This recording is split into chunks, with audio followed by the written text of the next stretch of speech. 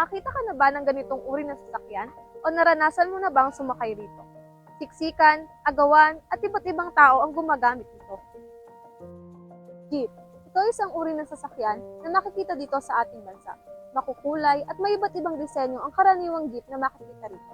At kahit saan, pwede kang makakita nito. Ngunit, saan nga ba nagmula ang jeep? At ano ang naging parte nito sa kasaysayan ng Pilipinas? Jeepney, jeepney, jeepney. Ito ang pinakakilalang uri ng sasakyan dito sa Pilipinas. Ito ay nagmula sa mga US military jeeps na naiwan noong ikalawang digmaang pandaigdig. Ang jeepney ay kilala bilang isang jeepney o jeep ay maaaring isaalang-alang bilang isang tanda ng kalayaan at pagiging Pilipino. Ang Pinoy jeepney ay tinayo noong 1945 matapos lamang ang World War II. Ang jeepney ay nag-repurpose ng mga natirang jeep na naihatid sa Pilipinas ng mga pwersang Amerikano upang mapagaan ang krisis sa pampublikong transit ng bansa. Ayon sa Ang Pinoy Jeepney, Hari ng Kalsada, ang Pinoy Dynasty sa Pilipinas ay nagsimula bilang simbolo ng kulturang Pilipino noong 1945 pagkatapos ng digmaan. Dahil sa mga issue sa transportasyon, inangkop ng mga Pilipino ang estilo ng mga American jeepneys na nagdadala ng 5 hanggang 6 na pasahero. Gumawa rin sila ng mga mural at poster upang ipagtanggol ang bansa. Ang Pinoy Dynasty ay lumaban din para sa mga karapatan at kalayaan ng mga Pilipino, kung saan ang mga kumpanya tulad ng Saraw Motors ay kumuha ng mga artist ng jeepney upang kumatawan sa iba't ibang aspeto ng buhay at kultura. Sa kabila ng mga pagbabago sa politika, patuloy na ipinagdiriwang ng mga Pilipino ang hari ng kalsada sa loob ng mahigit 5 taon.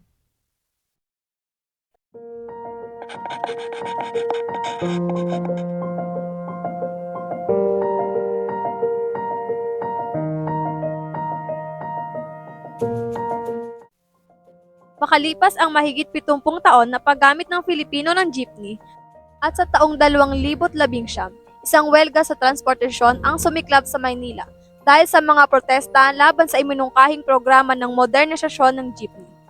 Ang mga driver, kabilang ang mga miyembro ng Alliance of Concerned Transport Organization o ACTO, ay humiling ng higit sa 2 milyon upang ayusin ang kanilang mga sasakyan.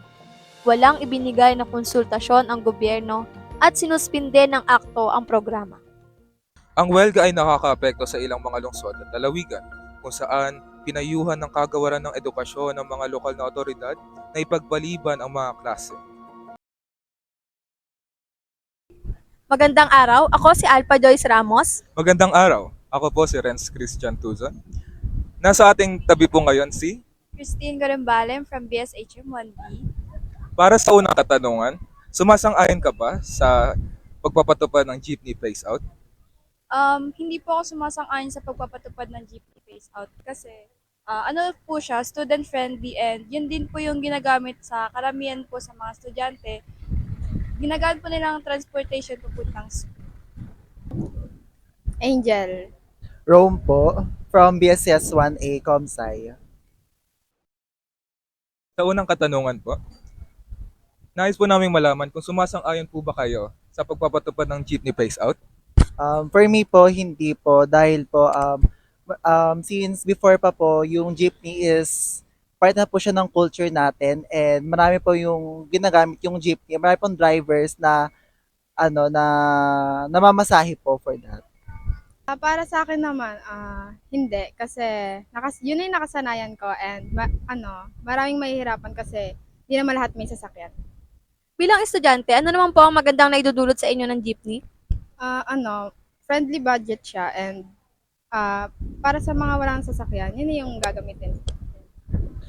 For me then friendly budget siya, tsaka mas conventional kasi pag jeepney, mas madali yung nasasakyan natin kaysa sa mga bus which is medyo mapamahal pa tayo.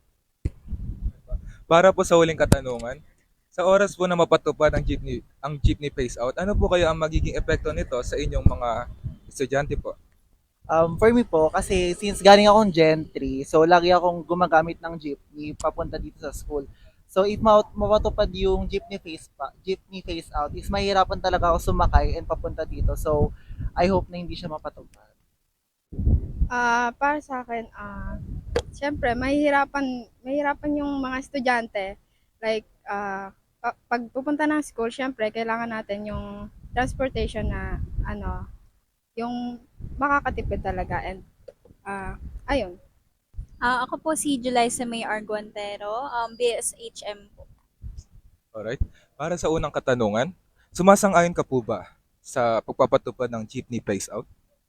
Para sa akin po, hindi po ako sumasang-ayon sa jeepney phase out kasi syempre as a student may hirapan tayong sumakay, 'di ba? If nagbago yung mga transportation na kinasanayan na natin.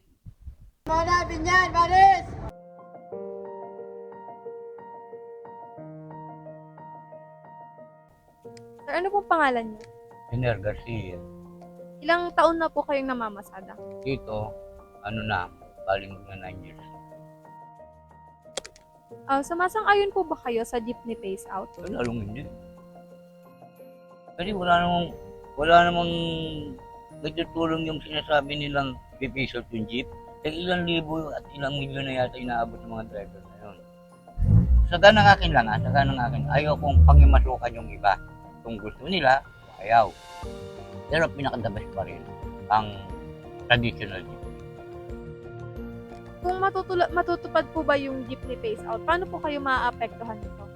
Malaki. Siyempre, kagaya ko, na ako, senior citizen na rin ako.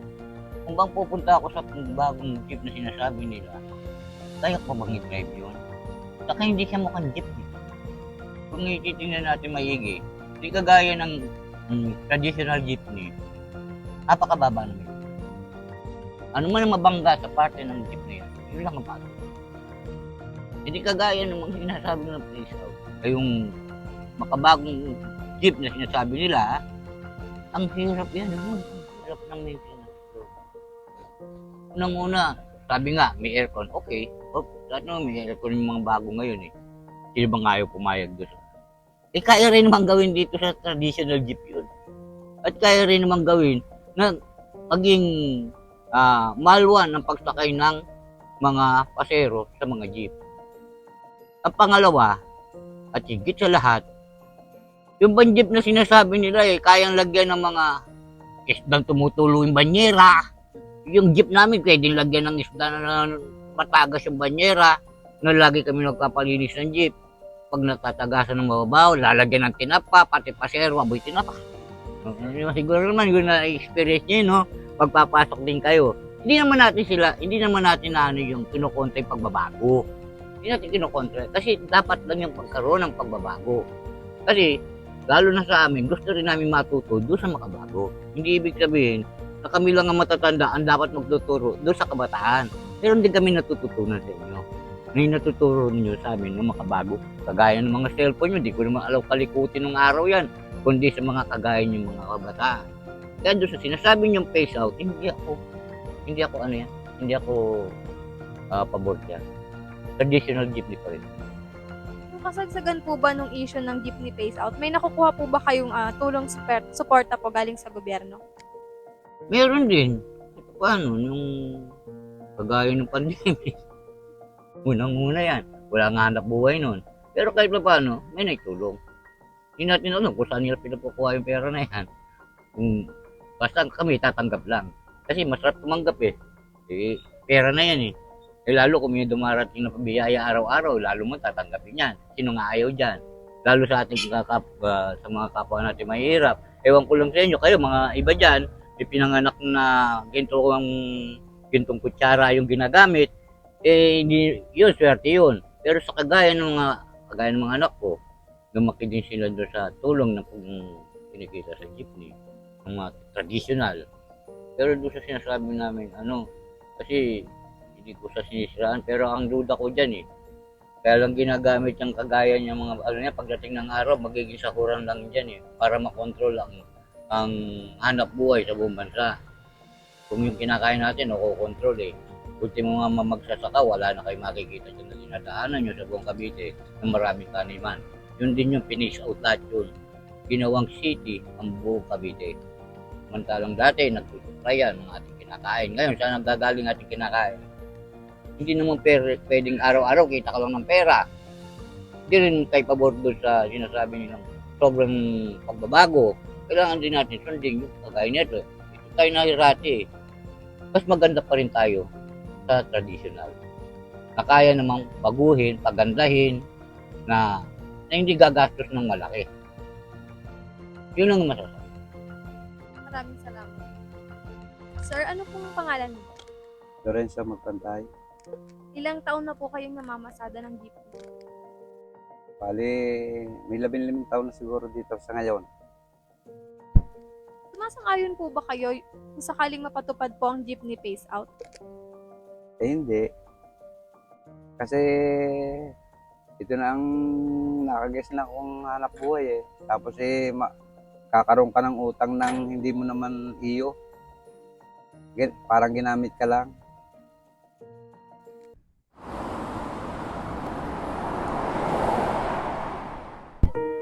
Ang dokumentaryong ito ay nagbibigay linaw sa issue na ang jeepney phase out ay hindi lamang usapin tungkol sa modernisasyon. Ito rin ay laban para sa kabuhayan ng ibang Pilipino na naglalayo na palitan ng bago ang ating transportasyon.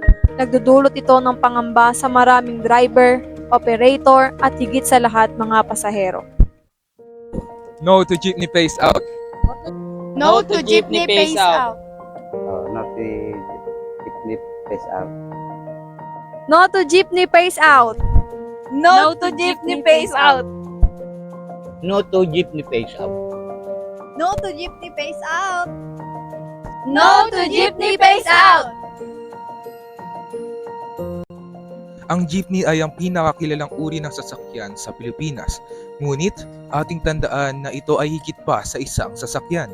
Ito ay bahagi ng ating kasaysayan. Kaya, huwag nating hayaan na maglaho ang isa sa simbolo ng ating kulturang Pilipino.